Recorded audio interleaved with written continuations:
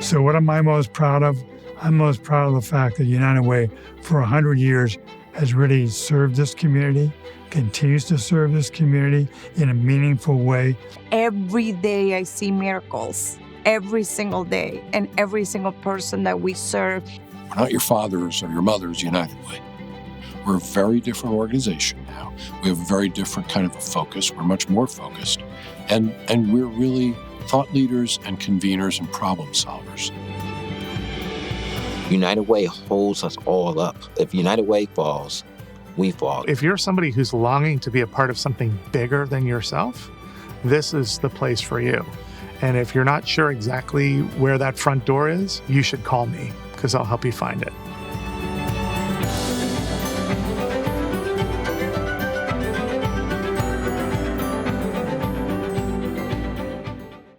United Way is a brand that I think a lot of people know, but I don't know that everyone knows what it does or what it can accomplish. People always think about United Way with organizations about money. And yes, the money, of course, is very important to us when you're running an organization, but it's more the relationship of a partner working together.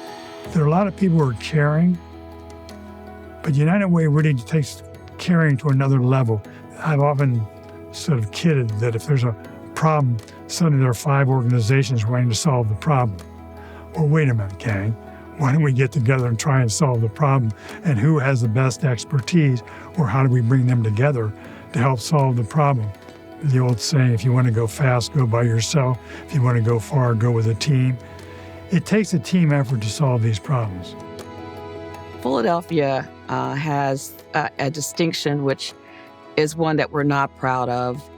And looking at the number of people who are really impoverished. What you have in the Philadelphia region is a kind of a tale of two realities. The first reality is really positive. We have the highest millennial retention rate of any major city in the country. And we have some real challenges. We have the lowest workforce participation rate, the highest poverty rate of any major city. Our kids today are facing grave challenges that I didn't even face growing up, and I grew up in abject poverty and episodes of homelessness. And I see my challenges as like a whole lot easier to navigate than the ones our kids today face. When we look at poverty, we don't see it just as one individual or one family. We know that too often poverty becomes intergenerational, so that if I'm impoverished, unfortunately, my children will be, and their children will be. I've seen it, through my own lens, through my own experiences, how poverty begets poverty, begets poverty, begets poverty. It takes 5 generations for a family to move one way or another. So if you grow up in poverty, it takes about 5 generations to get out. When you focus on those who need help the most with sort of love and understanding, you then see what needs to be done to solve this problem. We don't allow the people we're trying to help to have enough voice in how we help them. We tend to overly depend on the people with the money and the gravitas and the resources to also be the architects of the solution.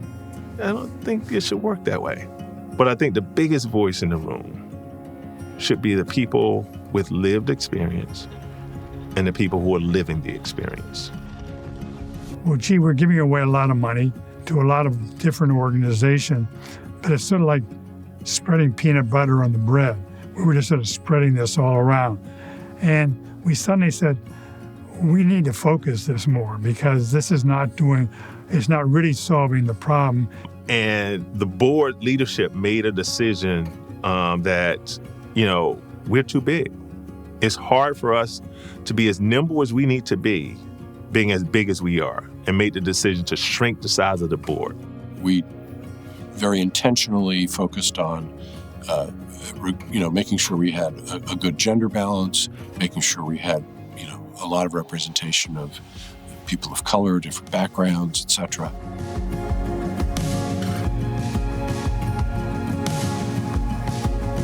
The United Way megaphone is not only a megaphone that helps us admire the problem, but rather bring forward concrete, measurable, scaled solutions where so many of our neighbors could actually be helped.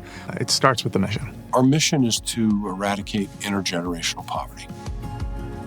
That's a focus that we developed about 5 years ago, and it really has sharpened our approach to pretty much everything we do. We're in much more of a leadership role because we're recognized as leaders. I sometimes describe the promise as an overnight sensation 3 years in the making.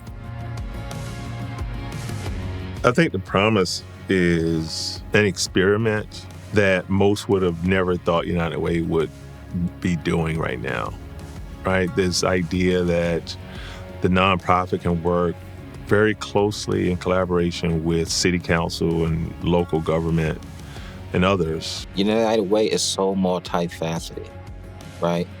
It's literally like the one organization that can talk to business on the same playing field, that can talk to government on the same playing field.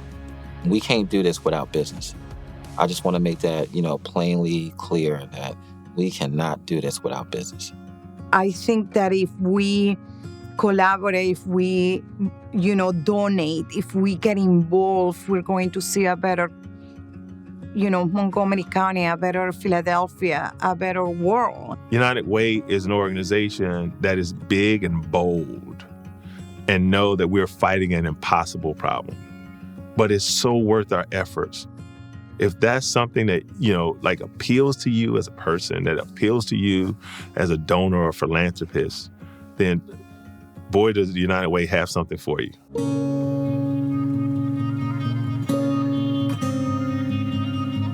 And I think for the next 100 years, if we deliver what we want, and that is we're going to try and do the best we can to help those who need help the most. If we do that consistently, then we're going to have those donors, corporations, and the government pulling together. It leads a group of people together, it leads the way, and it helps us to bring everybody together to one specific goal, which is the well-being of everybody in all communities that it serves. I hope that the United Way, 100 years from now, as they're celebrating their 200th, will have seen really major change, working together to make sure that our community and our city and our region and hopefully our country and our world sees the strength of every individual. Our goal should be obsolescence. Our goal is that everyone has